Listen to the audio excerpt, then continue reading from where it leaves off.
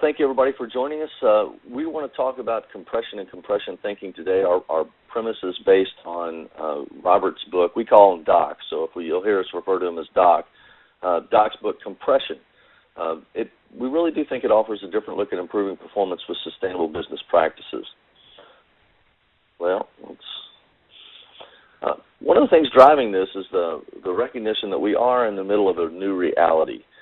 There are an awful lot of very complex challenges that are facing us, whether it's the high cost of health care or whether it's the debt load that countries are carrying, fuel prices, what's going on in China, the Arab Spring. All of these different challenges are affecting different organizations in different ways. We want to try to offer organizations, whether they're businesses or NGOs or government agencies themselves, even churches, we want to offer them some means of surviving and succeeding within these pressures of this new reality. To cover that today, Doc is going to give us an introduction to compression and then kind of make the case for compression, outlining several of the key challenges that we believe we're facing in the future. Then Jason is going to come on to talk about compression thinking. I'll come back on for a discussion of vigorous learning organizations, and then we'll kind of have a wrap-up session with Doc. Doc is a professor emeritus from Indiana University. He's been thinking and studying about compression for about 30 years. He does have a background in operations, so he's not a sustainability guy. He's an operations guy. Jason is the Compression Institute's operations manager. He's got a background in design, and so he brings a unique perspective to the table. I've got a military background. I spent 20 years in the Army, plus I've been a manufacturing management consultant for about 10 years. So we bring a pretty diverse background, but none of us are sustainability guys. So we're trying to reach an audience of people who can actually take steps within their own organizations to make a difference for the future. And with that, I'm going to turn it over to Doc to launch the rest of the program. Go ahead, Doc. Thanks, Dave. In the center of this screen, you see the objective, which is doing better with less. So that's it in a nutshell. Compression means two things. One, it's a finite world. The population keeps expanding. We have, so to speak, been pushing the edge closer and closer to the edge of the petri dish, so we're getting squeezed. I'll go into that more. There's a second definition of compression.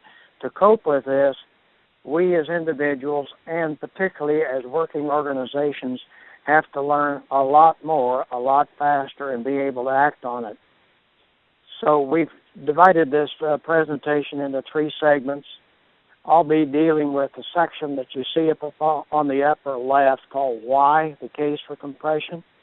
Jason will talk about the lower part, what the thinking is, and Dave will talk about how to organize to begin to work this way. It is a very challenging kind of thing to do. So let's launch into why. You see 4 balls there. We'll talk about each one of them. Finite resources, a precarious environment, excessive consumption, and pushback to globalization. Here you see it a little differently. There's an ugly-looking fractal logo in the middle. All these things are interrelated, and we just categorized the challenges we see in some arbitrary classifications in those balls. So let's begin with the first one, finite resources. The obvious first. Earth's a finite place. Everything in it's finite.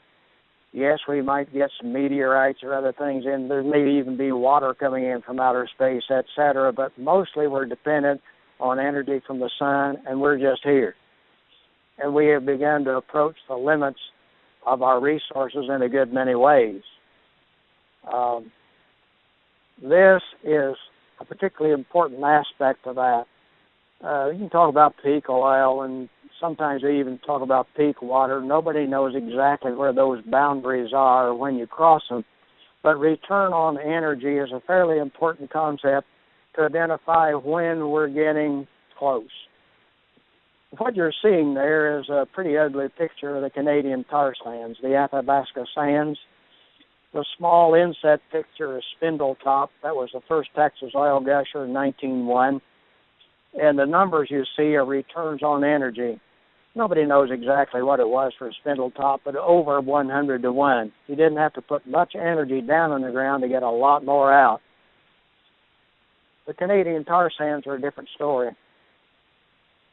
It's less than 3 to 1.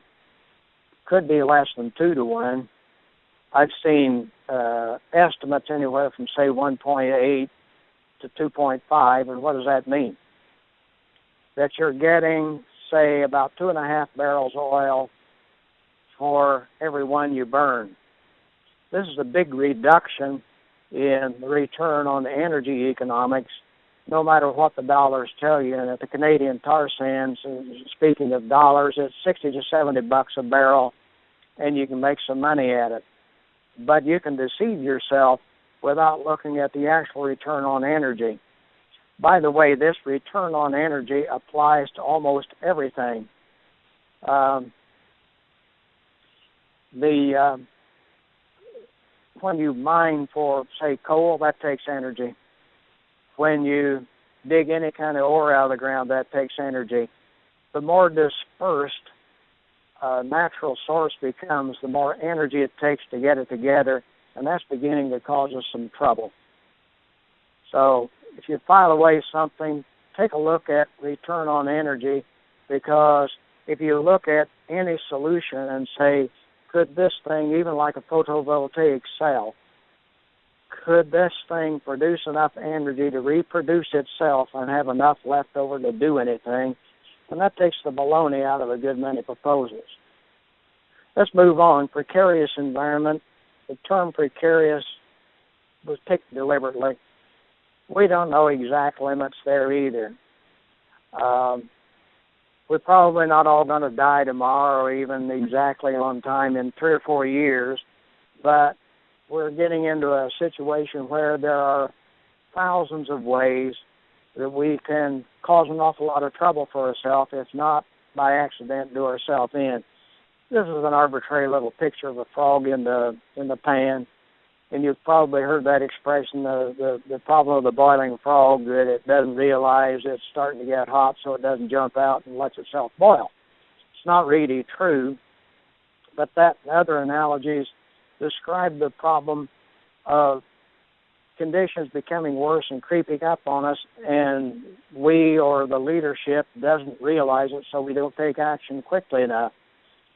Just one of those is the use of industrial chemicals. And the little frog in there brings up a different class of it called endocrine disruptors, and it is known that in the United States, Australia, a few other places, we have frog disappearances because of excess chemical use, especially for herbicides. They run off into the ponds and the creeks.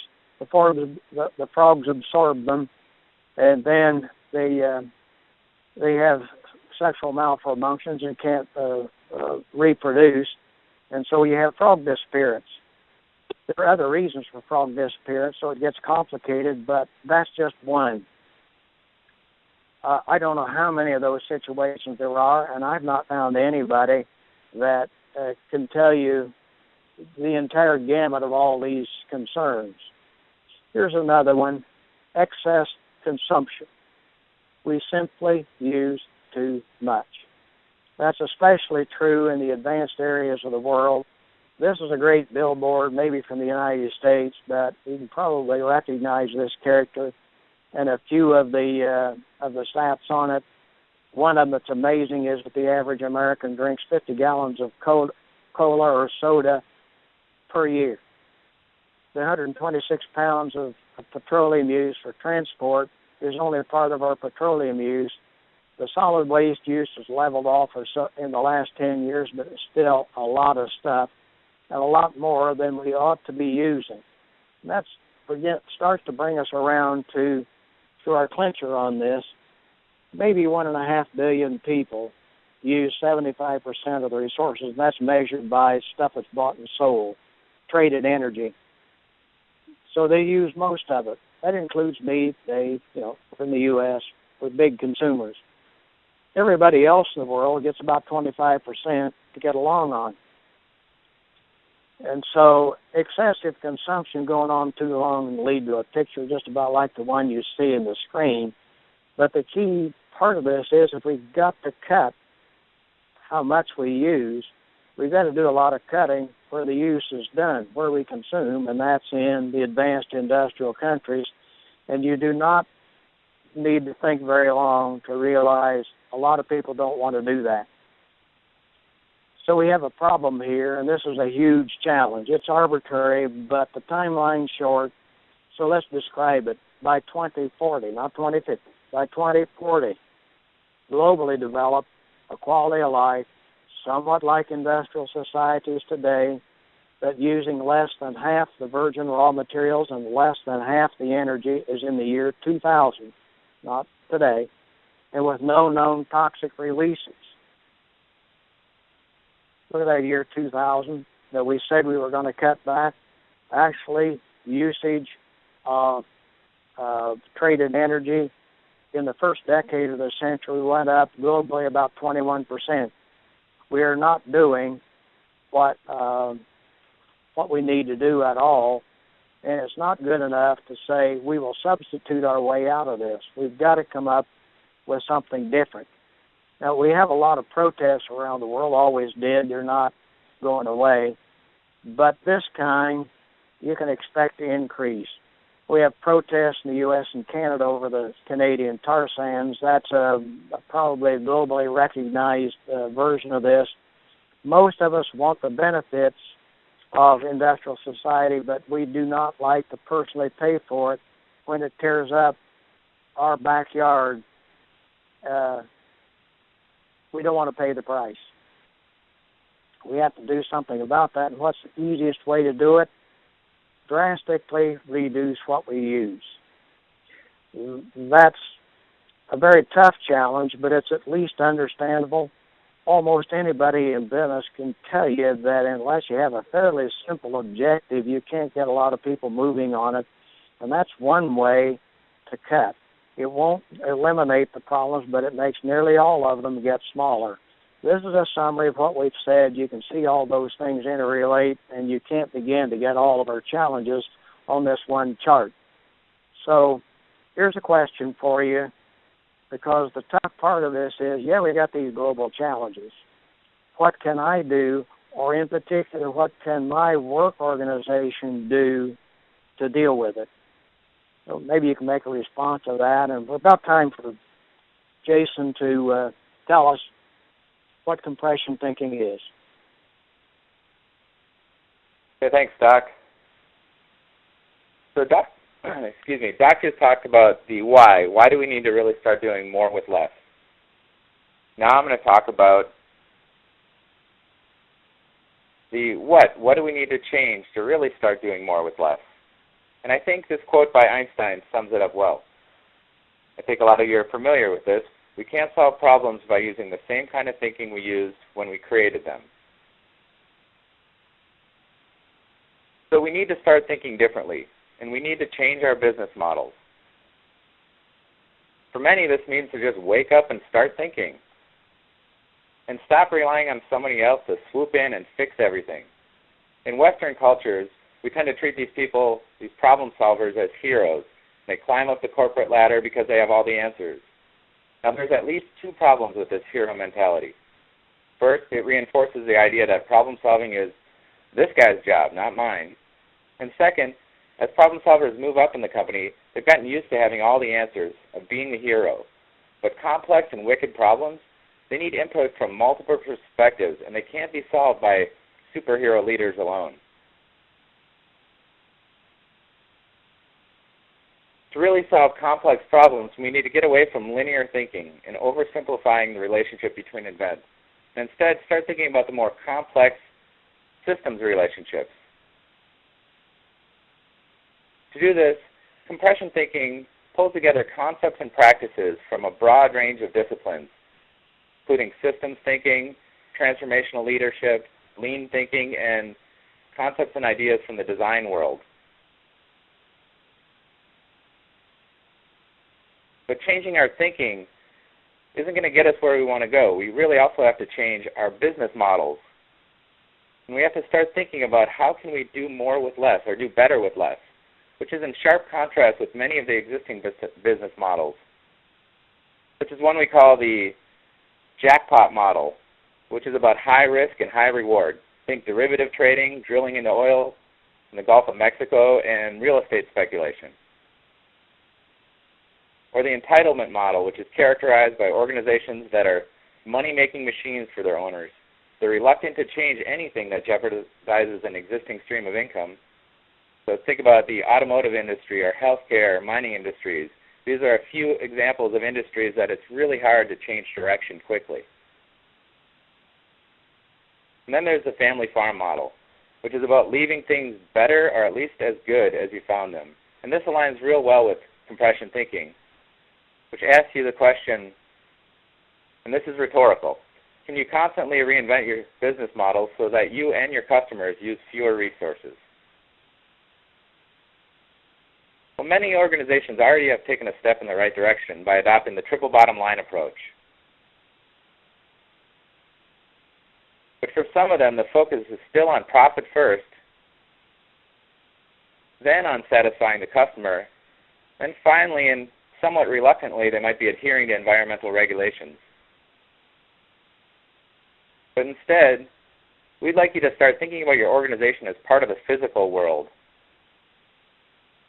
and how you exist to improve people's quality of life. In this case, profit then becomes a design requirement. It's necessary for doing business, but is it really why you exist? One way to start thinking about your organization in physical terms is to do a mass energy balance. So instead of looking solely at economic transactions, you look at the input of energy and resources into your organization, the wasted energy and resources, and finally, the output, or what the customers and stakeholders value. And you also need to start thinking about the entire life cycle of your products. So to start compression thinking, imagine yourself on a spaceship that relies on the sun for energy, and the only resources available are the ones you had when you started the journey. So I'll ask everyone this question. This is a poll. Do you challenge your assumptions about the long-term quality of your products and services to all those affected? And while you're answering that, I will turn things over to David Veach to talk about how we can start getting this done. Thanks, Jason. The results of that first poll show that over half of you have some pretty good ideas, and some of you have some ideas. So hopefully at the end of this, we'll be able to discuss a couple of those things. Now, from our perspective, we recognize that every organization is going to be affected differently by the challenges and complexity of this new reality that we've been describing. But rather than prescribe a solution to each one of those specific challenges, we believe that organizations can equip themselves for the future by becoming vigorous learning organizations. Now, vigorous learning organizations, the elements of this organizations, they've been around for 20 to 25 years. So each of these individual pieces we've talked about in some context in the past. They include metavision, common mission and goals, rigorous learning, behavior for learning, and servant leadership. We'll talk briefly about each of these, but the important thing to keep in mind is the interaction of these elements. Each works on the others to accelerate learning or compress the time it takes an organization to learn about and respond to a newly presented challenge. At its core, a vigorous learning organization is about developing skills in people so everyone can perform with others at their absolute best in the face of these challenges. Let's begin with metavision. Unlike simple vision, which implies setting the direction of an organization, Metavision seeks to understand the organization from multiple perspectives. Sometimes we refer to this as systems thinking, or upside-down thinking, or compression thinking, as Jason just described. For vigorous learning, we need systems that are constantly probing and assessing the activities in the organization's area of interest. For businesses, these systems monitor the market and help decide what products or services to launch. For government agencies, this might be monitoring for trends that could affect their operating budget. But the bottom line is to develop skills that allow us to begin to see the effects of our organization on the world rather than focusing on the effects of the world on our organization.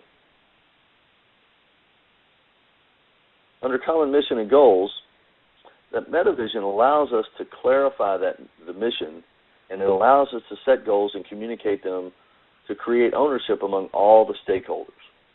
A common mission and goals promote unity and therefore strength. Goals will need to challenge the skills of the people in the organization to drive everyone collectively to higher levels of performance. As with a sports team, working together toward a common goal is the difference between an effective team and a simple mob. I wanted to have a picture of our basketball team up there. The University of Kentucky won the national championship for basketball last night at home. So we've been partying in Kentucky a little bit. But we also realize that circumstances throughout history show us that people really pull together in tough times. So we know that these tough times are coming. We've presented the case for compression. We know these tough times are coming. So what can we do now to lay a foundation for organizations to be more effective and lessen the total negative impact of anything that might happen? So with the Vigorous Learning Organization, the next piece is a rigorous learning system. A rigorous learning refers to the structural components of an organization. We've got to put these in place to drive learning through the organization. This structure has to focus thinking on defining the true problems that exist.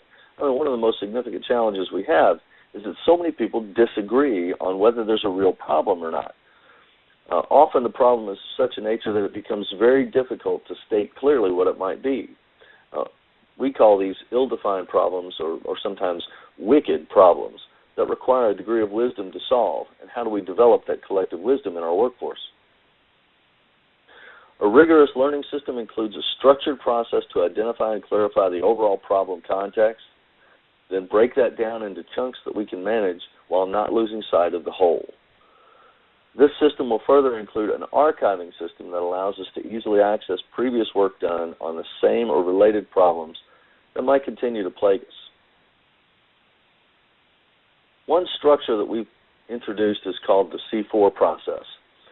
As an evolution of Dr. Deming's Plan, Do, Study, Act learning cycle, we've organized the process to align with developing critical thinking skills.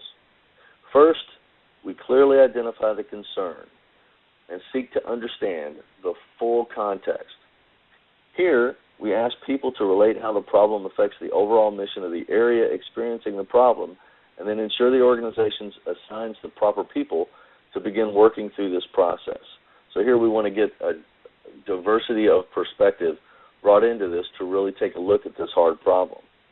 These people are going to be charged then with proving there is a problem worth solving to the rest of the organization.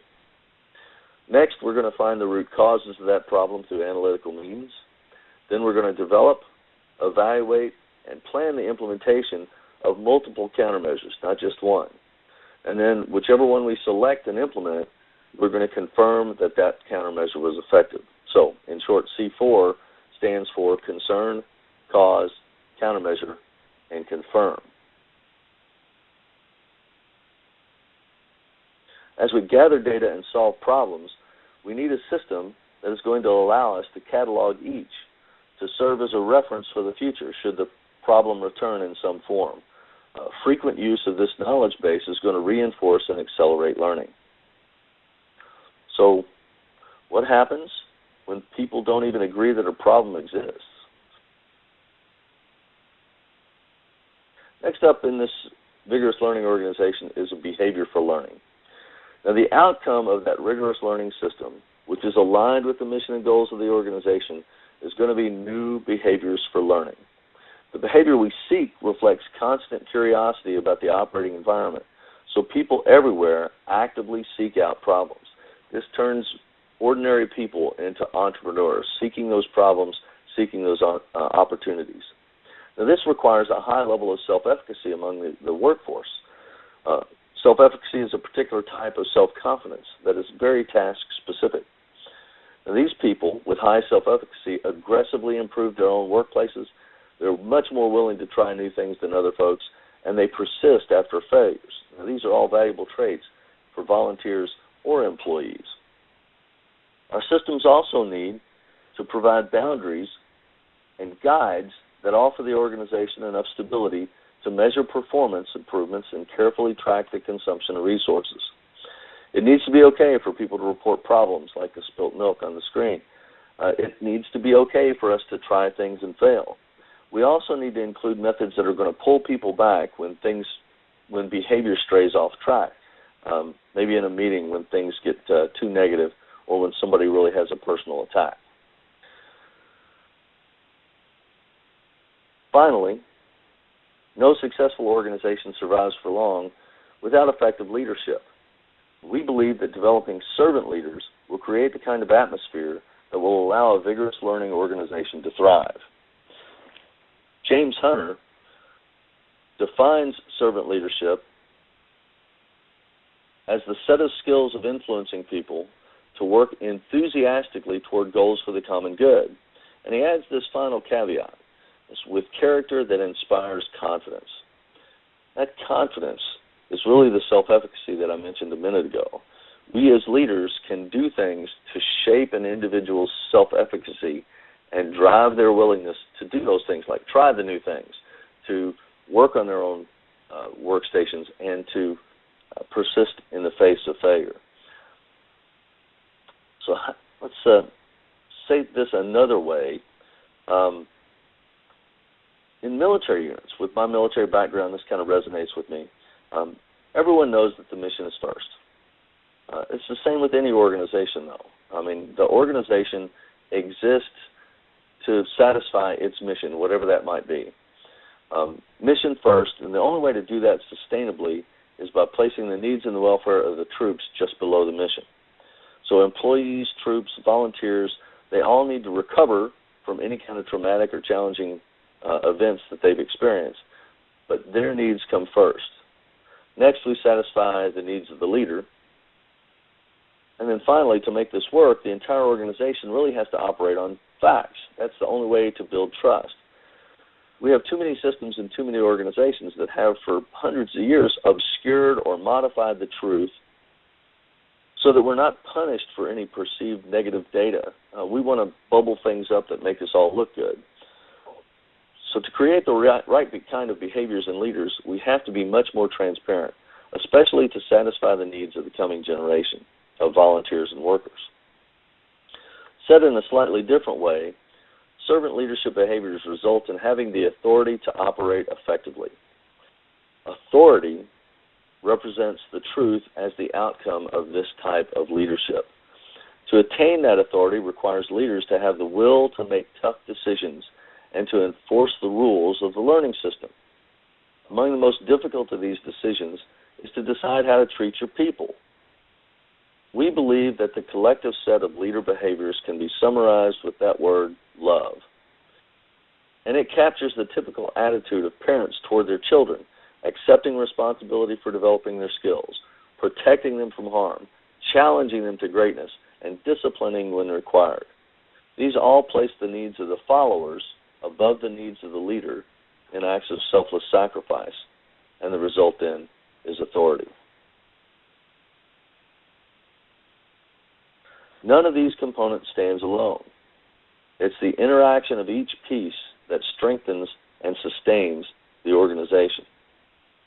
So how do we get started? First, what would you like to learn more about? So we'll take that information. But how do we get started? And to do that, I'm going to turn this back over to Doc. Doc has a couple of case studies he's going to share with you for a couple of companies that are on the path. We'll see what he's got to show us. Thanks, Dave. This is a chemical company in Chicago.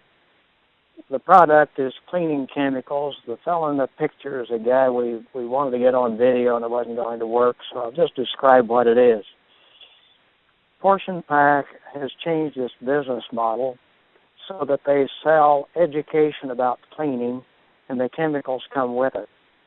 When they sign an education contract, typically in the first 6 months, the use of the chemicals and the nature of the chemicals changes.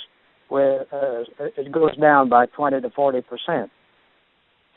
Now, Marvin Klein, that's the fellow's name, began the company in 1964, and it was a green chemistry company before there was a name for such a thing.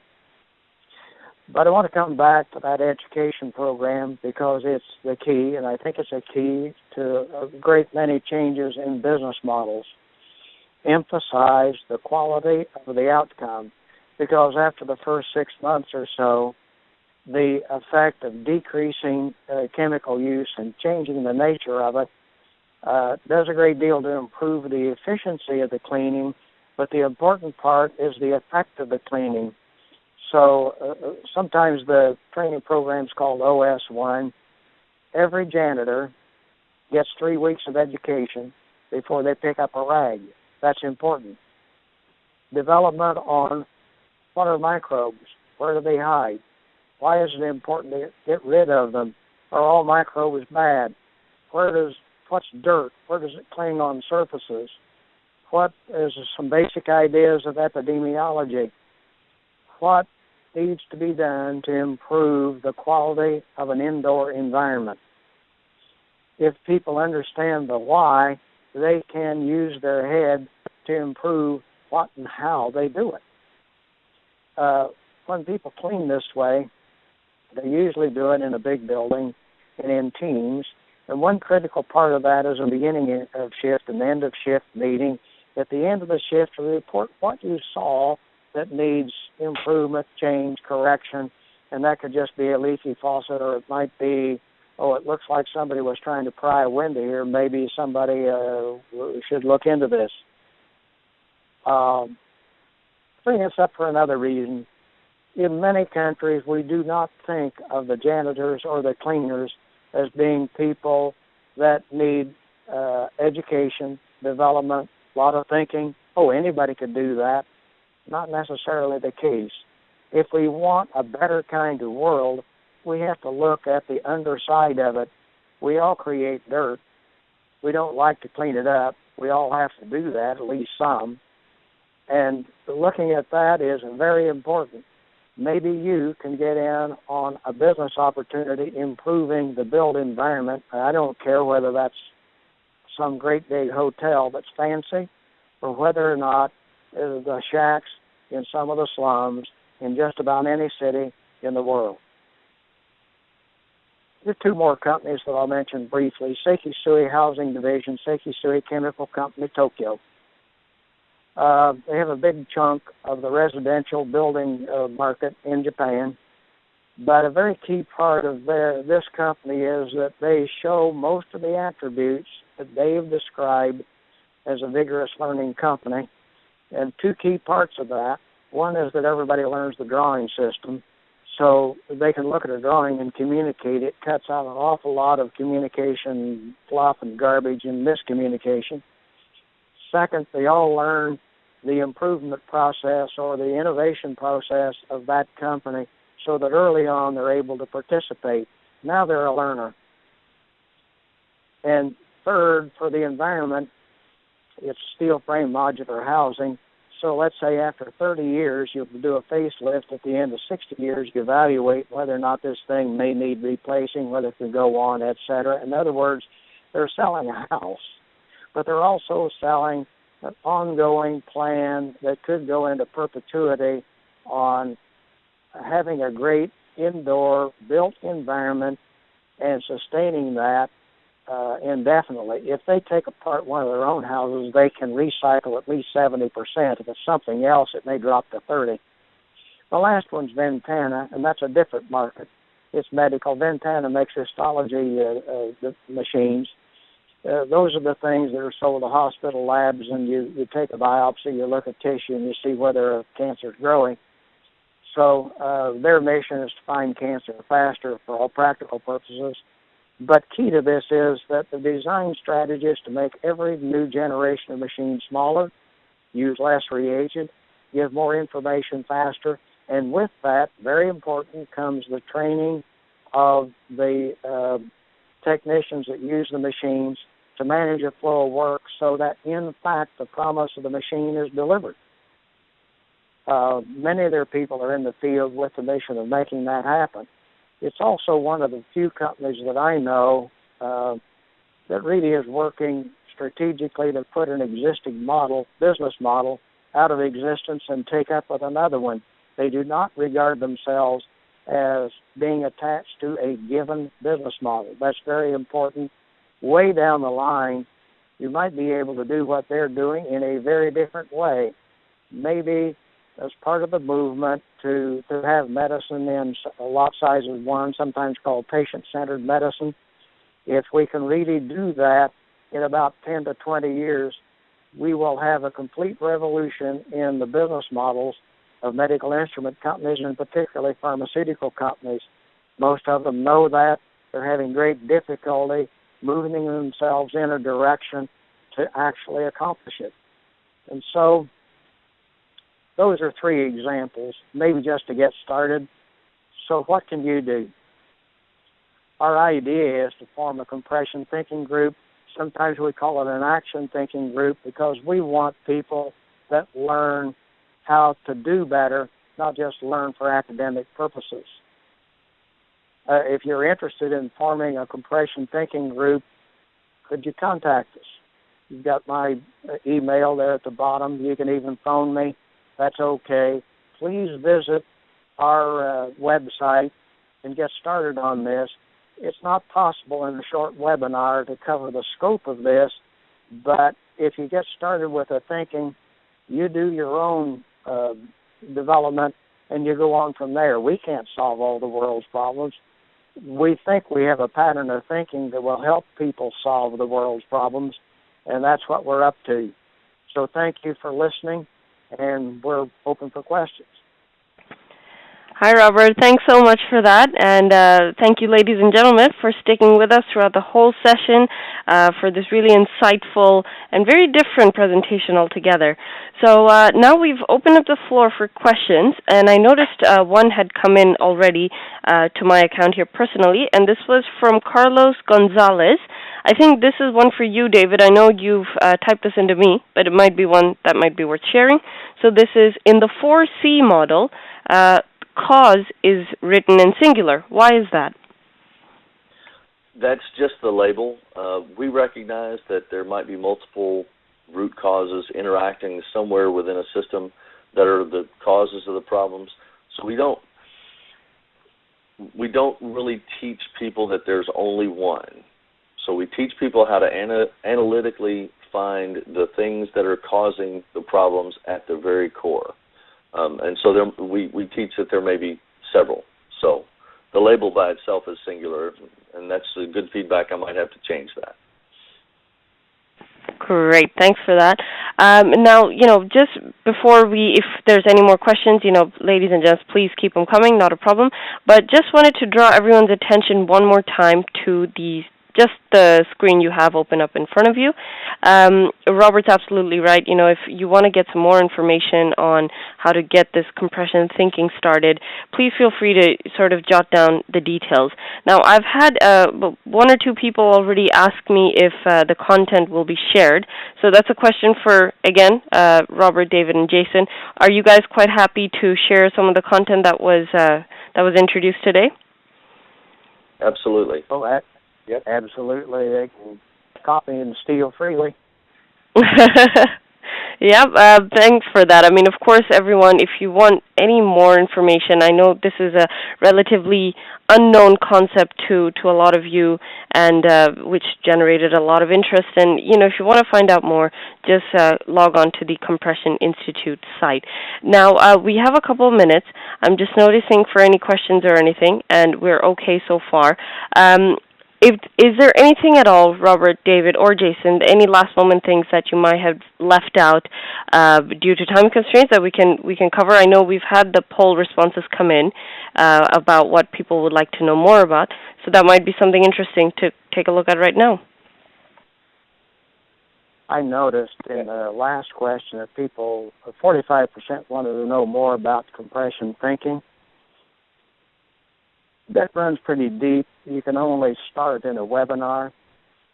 So there are a few principles like better exercise, say, of the precautionary principle. In other words, shift more responsibility to somebody that takes action to establish that somewhere out in the future there's not going to be an adverse effect.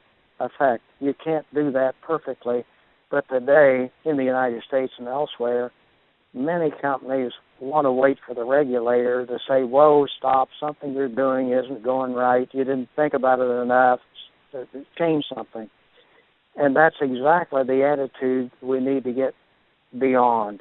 We're looking for people who want to be pioneers that will go beyond the regulatory constraints. Stop thinking that the regulators are trying to hold us back. Think, what can we do to make a better world that's beyond what the regulators might have in mind? They sort of set a minimum bar and act after a problem is very, very evident. We have to get to the point where we can do much better. Rima, is it possible to go back to a slide and just show that slide that has compression thinking, it has lean, systems thinking, design? Yeah, absolutely. Do you remember which number it was? I'm sorry, I don't off the top of my head. I can tell you in a second, though. Okay, let me just hand things over to you, and you're more than welcome to just whiz back to that. Okay, perfect. Looks like 35, Jason. Thank you. So the reason why I wanted to pull this back up, that's maybe it was 35. There it is. It's 26. 26. Okay. Okay, the reason I want to pull this back up is I want to reinforce that the concepts and ideas of compression thinking are not unique.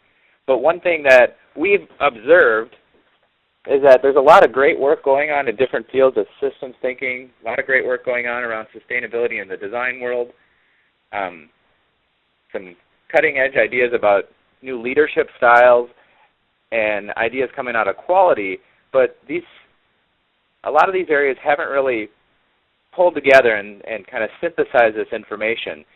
And we also add, part of compression thinking is to draw on all these tools, but then focus on this goal of greatly reducing resources and improving quality of life. So part of compression thinking is drawing on all these sources, but zeroing in on resource reduction. So I just wanted to add that point. So it's really nothing unique. It's just pulling them together and giving you a focus. I think one of the things that makes it a little bit more difficult is people tend to try to seize onto one of these elements and define it for themselves in terms of, here's a practical set of tools that I can apply, and if I only apply these tools, then everything will work right. And what happens is they start applying the tools and they recognize that it has an adverse impact on total system performance because they didn't think what was going to be the impact before they applied the tool. So we want people to drive that thinking always. Before you take any steps, make sure you think through the overall context. What are you going to do? And one of the things I wanted to share was, I think one of the things we really want to try to teach organizations how to do is how to redefine success. I mean, for 500 years, success has meant growing and getting bigger and consuming more and swallowing whole other organizations and things like that. How do we redefine success?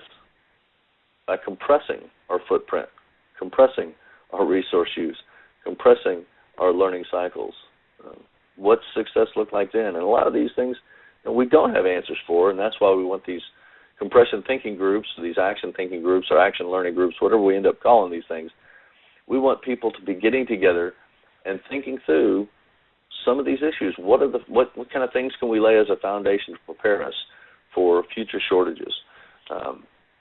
And we respond well in the face of the crisis. Okay, let's say the cost of fuel goes up to $25 a gallon. Yeah, we respond to that, but what are we doing now to prepare for that eventuality? A lot of us would rather stick our heads in the sand instead of acknowledge that that's going to happen. And one of the things we do here in the U.S. very well is politically, with our political climate really gravitating toward the polls, we'll never get the regulations passed that we need to get passed to achieve what we need to achieve. So organizations are going to have to step up, and they're going to have to go do things beyond what the regulations require. And we think that if they apply good compression thinking to the processes in their organization and solve some of those problems, that they'll be able to do that. So we got another question coming in. Yeah, and I'm going to take a crack at that, Carlos's question. Okay. What about the political side of consumerism, as Annie Leonard pointed out? Annie Leonard's done some great videos. I think she's bringing a lot of awareness to people. But what I want to point out is that we have on our website, we break things down into kind of a voyage of discovery for society. What does society have to do? And Annie Leonard is a lot of this consumer behavior.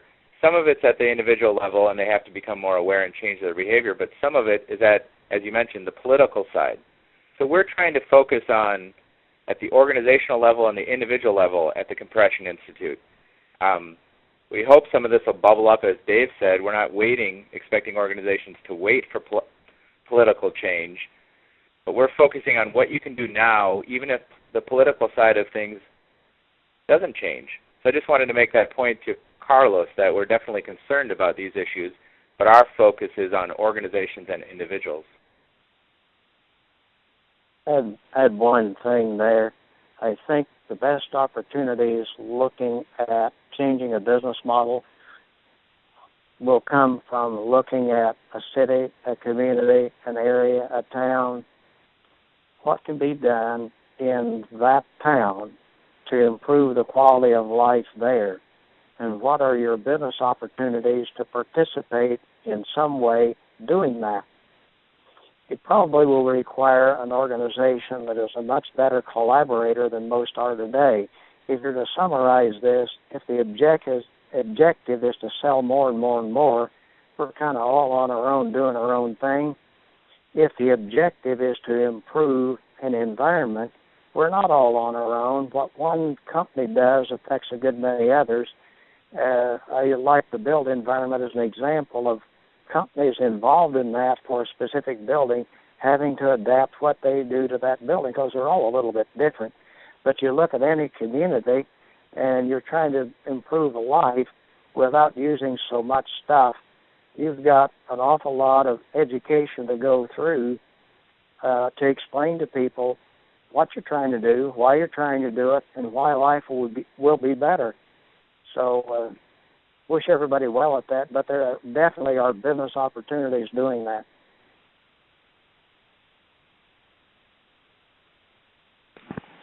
Okay, fantastic. Really great to see that, we had quite a little discussion going on there. So that's fantastic. And I noticed a little comment came in, not so much of a question, but this has been pointed out. Money is to business as air is to humans. We need air to live, but don't live to breathe. I think that kind of interestingly summarizes what we are trying to cover here. Any comments on that? Yes. I think it hits it right on the nose. He did. That's Marvin Klein's philosophy of business. He even has a book that has that subtitle to it. Why go into business to make money when there are so many other good reasons? And that's what's meant by putting mission first. And in this context, it is a transactional world. You have to design what you do so that you don't go broke. But at that point, design of a business model or a product or whatever it is you do uses the money sort of like an engineering design requirement. If you're trying to do something that's obvious that you can't take in enough revenue to cover it in some fashion, well, don't. But go back and rethink, and how do you do it with that design requirement and actually make something work. By the way, auto companies use target cost for design today for the kind of business model that's prevalent in that industry, which is probably going to have to change, but that's a whole new topic area. So it is being done in a fashion.